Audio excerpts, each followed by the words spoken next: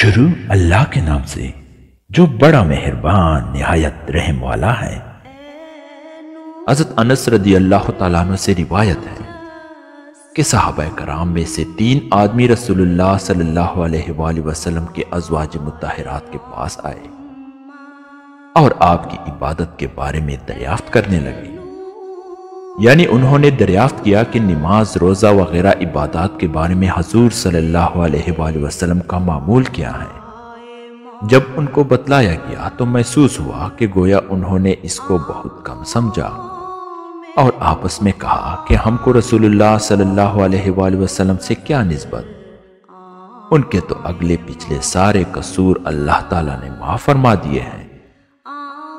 اور قرآن میں اس کی خبر بھی دی گئی ہے، لہٰذا آپ کو زیادہ عبادت ریاضت کی ضرورت ہی نہیں۔ ہاں، ہم گناہگاروں کو ضرورت ہے کہ جہاں تک بن پڑے زیادہ سے زیادہ عبادت کریں۔ چنانچہ ایک نے کہا کہ اب میں تو ہمیشہ پوری رات نماز پڑھا کروں گا۔ دوسرے صاحب نے کہا میں طے کرتا ہوں کہ ہمیشہ بلا ناغہ دن کو روزے رکھا کروں گا۔ تیسرے صاحب نے کہا میں عہد کرتا ہوں کہ ہمیشہ عورتوں سے بے تعلق اور دور رہوں گا، نکاح شادی وغیرہ نہیں کروں گا۔ رسول اللہ صلی اللہ علیہ وآلہ وسلم کو جب یہ خبر پہنچی تو آپ ان تینوں صاحبوں کے پاس تشریف لائے اور فرمایا کہ تم ہی لوگوں نے یہ بات کہی ہے اور اپنے بارے میں ایسے ایسے فیصلے کیے ہیں، سن لو خدا کی قسم، تم سب سے زیادہ خدا سے ڈرنے والا اور اس کی نافرمانی اور ناراضگی کی باتوں سے تم سب سے زیادہ پرہیز کرنے والا ہوں، لیکن اس کے باوجود میرا حال یہ ہے کہ میں ہمیشہ روزے نہیں رکھتا، بلکہ روزے سے بھی رہتا ہوں اور بلا روزے کے بھی رہتا ہوں، اور ساری رات نماز نہیں پڑھتا بلکہ نماز بھی پڑھتا ہوں اور سوتا بھی ہوں، اور میں نے تجرید کی زندگی اختیار نہیں کی، میں عورتوں سے نکاح کرتا ہوں اور ان کے ساتھ ازدواجی زندگی گزارتا ہوں، یہ میرا طریقہ ہے۔ اب جو کوئی میرے اس طریقے سے ہٹ کر چلے وہ میرا نہیں۔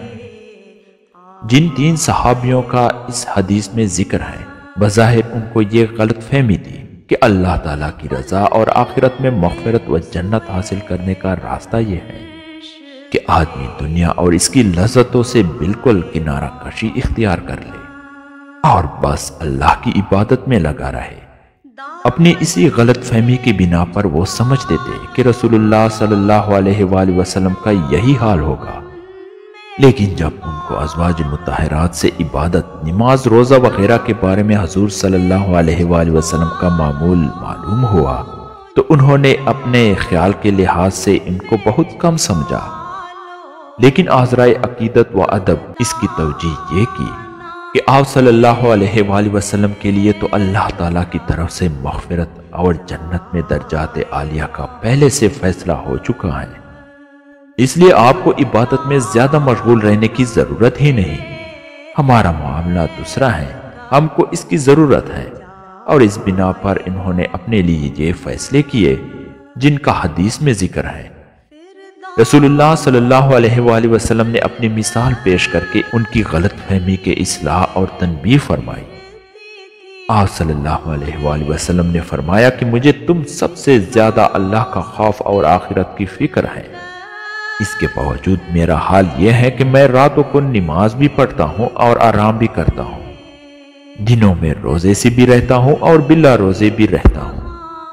میری بیویاں ہیں، ان کے ساتھ ازدواجی زندگی گزارتا ہوں۔ زندگی کا یہی وہ طریقہ ہے جو میں بحیثیت نبی اور رسول کے اللہ تعالیٰ کی طرف سے لے کر آیا ہوں۔ اب جو کوئی اس طریقے سے ہٹ کر چلے اور اس سے منہ موڑے وہ میرا نہیں۔